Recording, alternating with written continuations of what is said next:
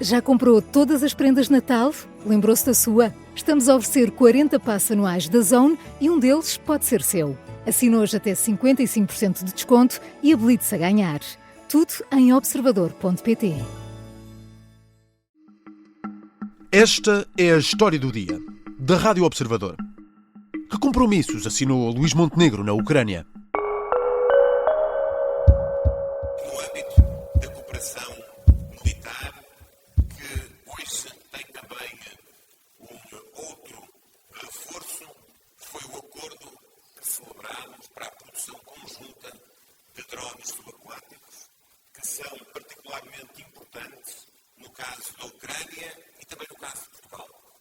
Ele permitirá levar ainda mais longe o conhecimento da experiência que temos, o know-how, a nossa competência tecnológica para podermos defender o nosso espaço marítimo, podemos defender as nossas infraestruturas críticas e, quando digo as nossas, não são apenas as portuguesas e ucranianas, são aquelas que nós defendemos também do nosso espaço europeu.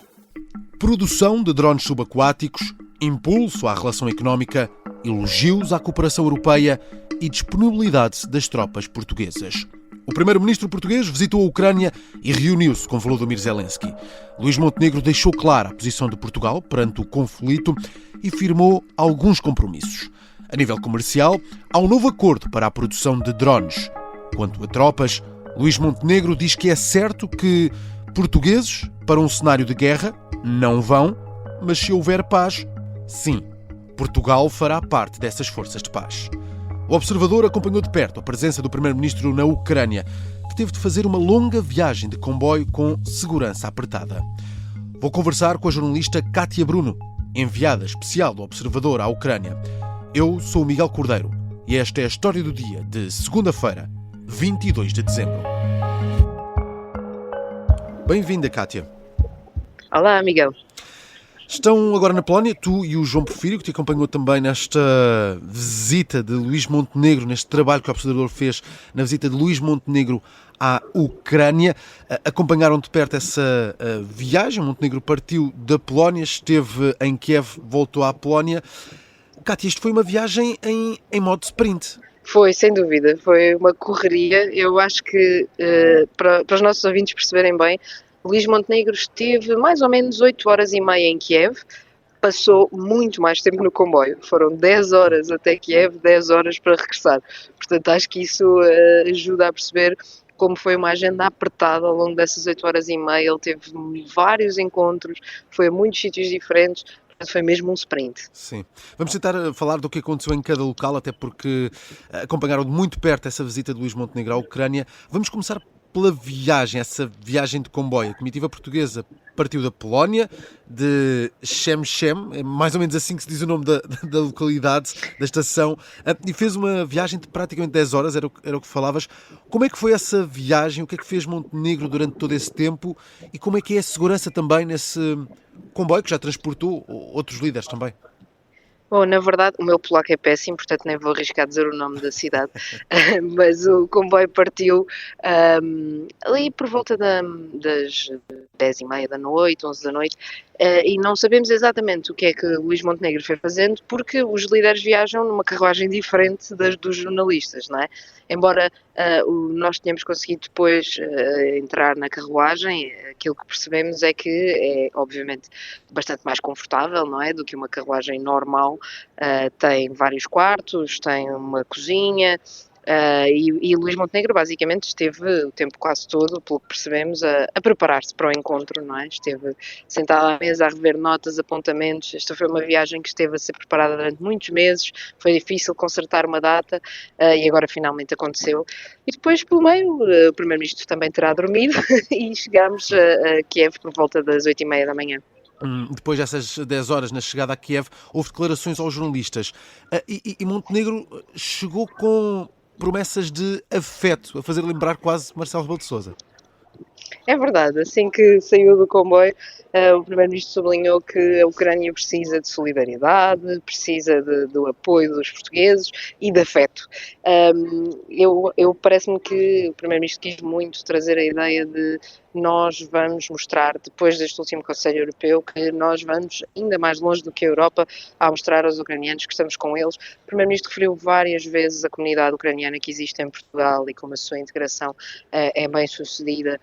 E, portanto, acho que houve aqui uma tentativa de criar alguma aproximação através do coração e dizer que há laços que unem ucranianos e portugueses, para depois então passar para as questões mais políticas e económicas. Luís Montenegro, depois de chegar a Kiev, depois da viagem de comboio, tinha um encontro com Zelensky, mas não foi no imediato, ele ainda passou por vários locais. O que é que fez Montenegro até se encontrar com Zelensky? Bom, na verdade, ele esteve no Conselho de Ministros com a primeira-ministra ucraniana e depois visitou um muro, o chamado Muro da Memória, onde estão fotografias de soldados ucranianos que morreram em combate. Na verdade, Luís Montenegro encontrou-se aí com Zelensky pela primeira vez, mas os jornalistas não puderam estar presentes e, portanto, ninguém viu esse encontro, ninguém sabe ao certo.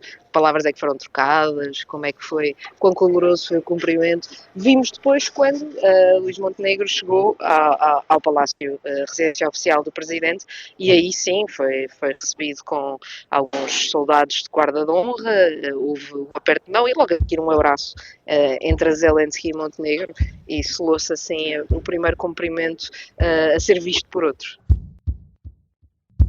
Vamos falar nos próximos minutos do que aconteceu depois nesse encontro entre Zelensky e Montenegro e dos acordos que ficaram fechados entre Portugal e a Ucrânia. Já continuamos esta conversa com a jornalista Kátia Bruno.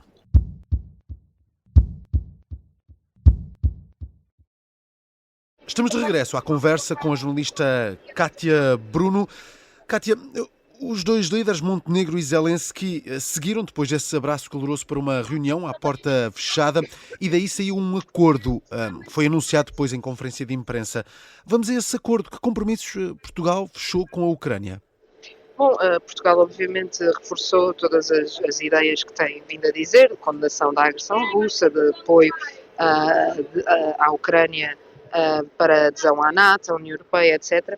Mas o acordo mais concreto foi um acordo sobre drones subaquáticos que serão produzidos conjuntamente em Portugal e na Ucrânia, que para Kiev obviamente têm uma vantagem militar, mas Luís Montenegro sublinhou que para Portugal também podem servir como forma de proteção de infraestruturas, como os cabos submarinos, por exemplo, já para não falar que, em termos económicos, promoverá a indústria dos dois países e essa questão económica foi muito frisada por Luís Montenegro, que anunciou que haverá um fórum económico para o ano em Kiev para as empresas portuguesas e, portanto, nota-se que esse é um grande objetivo do nosso governo, criar aqui alguma penetração no mercado ucraniano por parte das empresas portuguesas e os drones também servem para isso.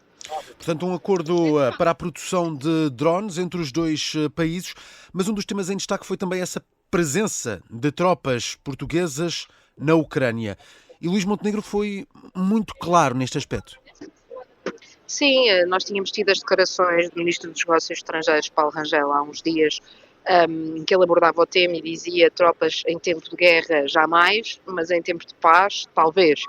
E Luís Montenegro clarificou essa posição, ou seja, depois dos jornalistas lhe perguntarem, ele disse muito especificamente que em caso de já haver uma situação de paz na Ucrânia, nada impede que Portugal participe em missões com militares no terreno, como já fazem muitos outros países, quer na Europa, quer até por vários locais do mundo, como em África.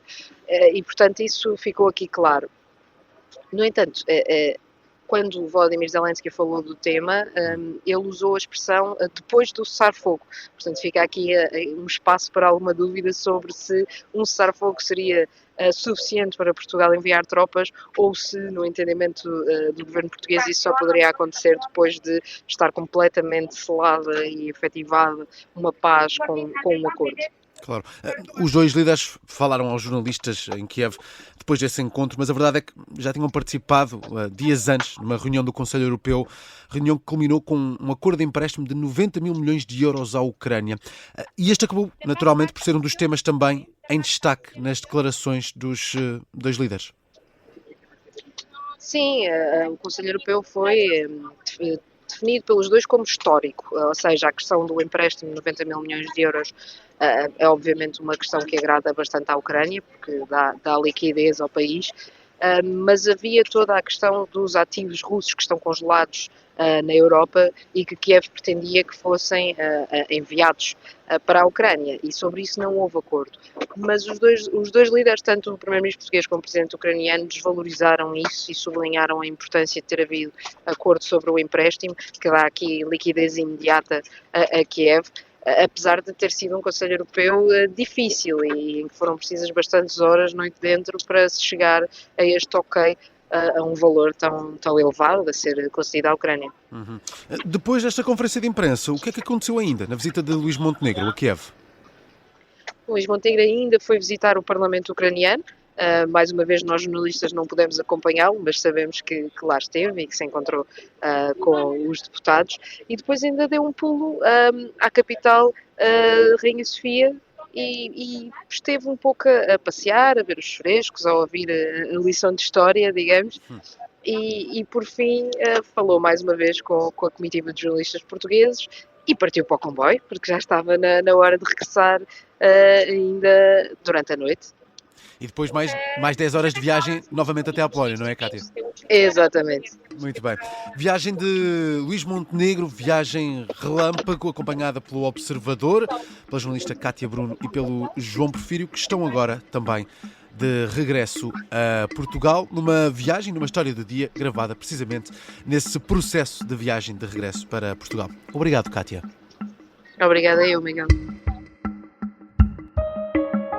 Cátia Bruno é jornalista do Observador e, juntamente com o fotojornalista João Porfírio, acompanhou de perto a visita de Luís Montenegro a Kiev, à Ucrânia.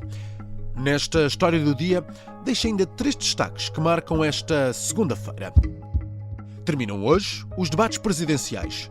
Henrique Gouveia Melo e Luís Marques Mendes encerram, às 9 da noite, o ciclo de 28 debates frente a frente que se realizaram ao longo das últimas 5 semanas na RTP, na SIC e na TVI. No desporto, Benfica e Futebol Clube do Porto entram hoje em campo na 15ª jornada do campeonato. Às 6h45, os Dragões jogam no Ribatejo, frente ao Futebol Clube de Alverca. Já o Benfica joga às 8h45 no Estádio da Luz, frente ao Famalicão. São 2 jogos com relato em direto na Rádio Observador. A fechar, para quem tem saudades da luz solar, a partir de hoje os dias começam a ficar maiores. Ontem foi o solstício de inverno, o dia mais curto do ano no hemisfério norte. Com isso, a partir de hoje, os dias começam a prolongar-se gradualmente, com o nascer do sol mais cedo e o pôr do sol mais tarde. Ainda assim, apesar de mais luz solar a cada dia, há frio para os próximos meses. Entramos oficialmente no inverno. Esta foi a história do dia. A sonoplastia é do Artur Gomes, a música do genérico é do João Ribeiro. Eu sou o Miguel Cordeiro. Até amanhã.